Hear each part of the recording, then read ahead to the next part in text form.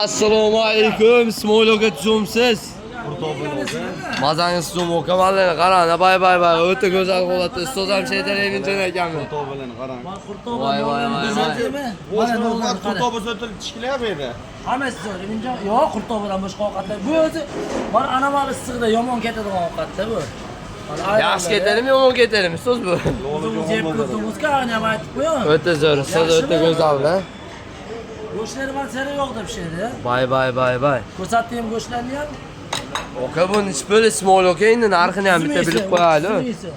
Mana shu tayyor bo'lishi 30 ming so'mdan, ha? 30 ming so'm. Tevesiga mana rayhonlari, qizil piyozlari, mana qurutlardan sepaman. Yana nima sepasiz buni ustiga? Sirlari bor, qirib qo'yaman. Siram qirib berasiz, buni ustiga usta. O'ta go'zal-ku, ustoz endi bu 30 ming so'mdan kelaverasizlar okalar.